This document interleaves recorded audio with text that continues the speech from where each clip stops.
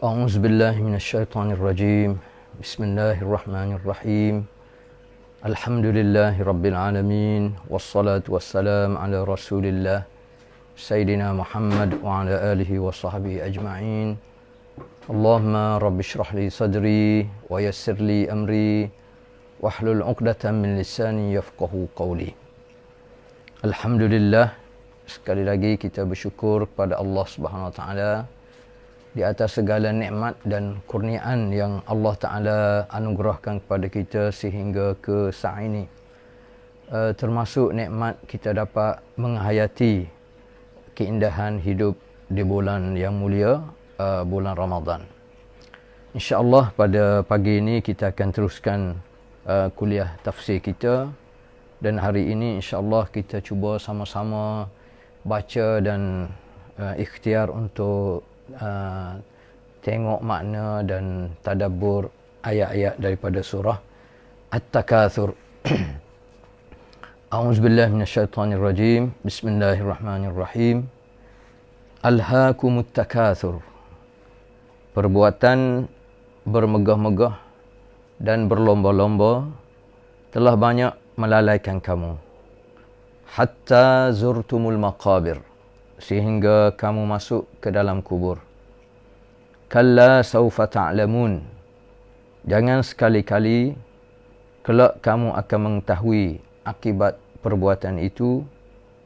Thumma kalla saufa ta'lamun, sekali lagi jangan kelak kamu akan mengetahui.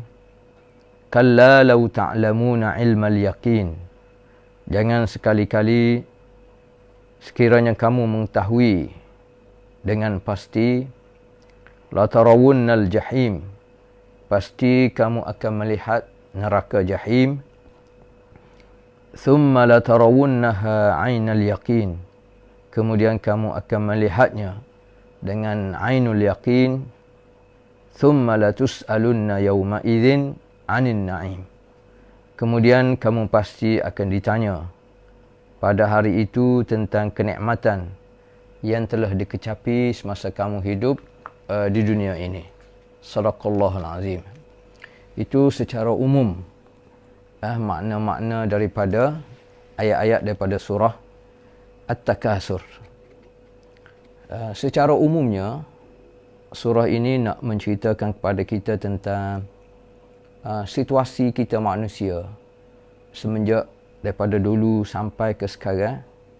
Kebanyakan manusia leka dan lalai dengan kehidupan di dunia ini sehingga mereka lupa akan tanggungjawab, lupa akan kematian yang sedang datang menanti setiap daripada kita manusia. Dan daripada surah ini juga menceritakan tentang semua daripada kita akan disoal oleh Allah Subhanahu Wa Taala di akhirat kelak, termasuk tentang kepelbagaian nikmat yang Allah Ta'ala anugerahkan kepada kita. Surah ini juga meyakinkan kita tentang kewujudan azab Allah Subhanahu Wa Ta'ala.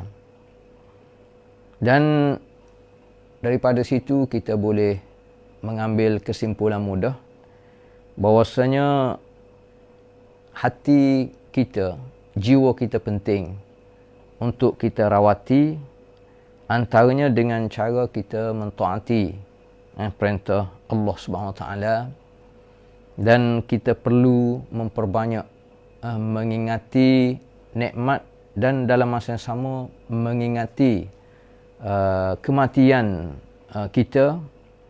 Dan salah satu cara juga untuk kita melembutkan hati-hati kita adalah dengan menziarahi kubur, dengan tujuan untuk mengingatkan kita tentang kematian, dan semua kita akan berakhir di alam kubur sebelum dibangkitkan oleh Allah di akhirat kelak. Baik, surah ini dimulakan dengan ayat Bismillahirrahmanirrahim. Alhaakumut takatsur. Sebagaimana kita tahu, alhaakum dia berkait dengan tabiat kebanyakan manusia suka bermegah-megah sehingga melalaikan mereka, melupakan mereka, melekakan mereka daripada matlamat asal sebenarnya penciptaan Allah SWT terhadap kita manusia, iaitu untuk taat, patuh, beribadat kepada Allah Subhanahu Wa Taala. Alhaakum, sebahagian ulama kata berasal daripada kalimah al-ilha, iaitu ansakum, perkara yang kita fikir, yang kita hidup seharian sehingga melupakan kita dan sehingga menyibukkan kita. Dan dia berkaitan rapat dengan al-lahu. Al-lahu ni maknanya kita sibuk dengan perkara-perkara yang remeh-temeh. Kita tidak urus kehidupan kita, masa kita ni mengikut aulawiyat, keutamaan yang sepatutnya kita ambil perhatian. Keutamaan kita dalam kehidupan adalah untuk beribadat, untuk kita taat kepada Allah SWT. Masalah kita nak makan minum, masalah kita nak berseronok, masalah-masalah lain itu masalah kedua, ketiga. Masalah utama adalah kita mesti pastikan kehidupan kita ni berada di atas landasan yang betul, landasan yang benar, mengikut kehendak Allah Subhanahu Wa Taala. Jadi apabila mari ayat ataupun kalimah alhaakum, kita boleh tafsir banyak makna yang akhirnya boleh memberi kebaikan kepada kita. Alhaakum maknanya bermegah-megah, kita leka, kita sibuk dengan dunia ini sehingga kita lupa tanggungjawab kita untuk kita kenal siapa kita dan siapa pencipta kita. Dan kita lupa untuk taat dan patuh kepada pencipta kita, iaitu Allah Subhanahu Wa Taala, yang menyebabkan kita lalai daripada buat persiapan untuk menuju ke alam akhirat, ke alam kubur. Dan kesan daripada alhaakum juga kerana kesibukan kita, kerana kita sampai tahap kita dah betul-betul sayang dengan dunia ni, kerana pada pandangan kita terlalu banyak nikmat sehingga kita rasa nikmat ini boleh kekal dan boleh mengekalkan kita, maka menyebabkan kita berlari dalam dunia ini, hidup dalam dunia ini sehingga kita lupa kepada Allah Subhanahu Wa Taala. Sehingga disebutkan manusia ni sebenarnya apabila dia terlalu seronok dengan dunia, hatta sekiranya ada bersama dia satu kawasan, satu lembah daripada emas dan perak pun, manusia tidak akan puas. Dia akan terus lagi cuba untuk himpun, untuk pastikan semuanya adalah milik dia. Sedangkan satu hadis ada menyebut daripada Nabi SAW, manusia sampai satu tahap dia akan sentiasa ingat kepada harta benda dia. Sedangkan yang sebenarnya harta benda dia ni, yang pasti adalah apa dia yang dia makan. Jadi kita makan banyak mana dalam setiap masa, dalam setiap hari, itulah sebenarnya harta kita. Dan harta kita ni akan berakhir dengan ma akalta fa afnaita. Apa yang kita makan akhirnya akan jadi najis. Au labista fa ablaita. Ataupun harta kita ni berkait dengan apa yang kita pakai. Sama ada pakaian kita ni murah ataupun mahal, akhirnya dia akan buruk juga. Dia akan lusuh juga. Itulah harta kita. Au ma tasaddaqta fa amdait. Ataupun sebahagian orang daripada harta tu dia sedekah. Dia bayar zakat, dia infak, dia tolong orang, dia buat kebaikan dengan harta dia. Ini akan kekal.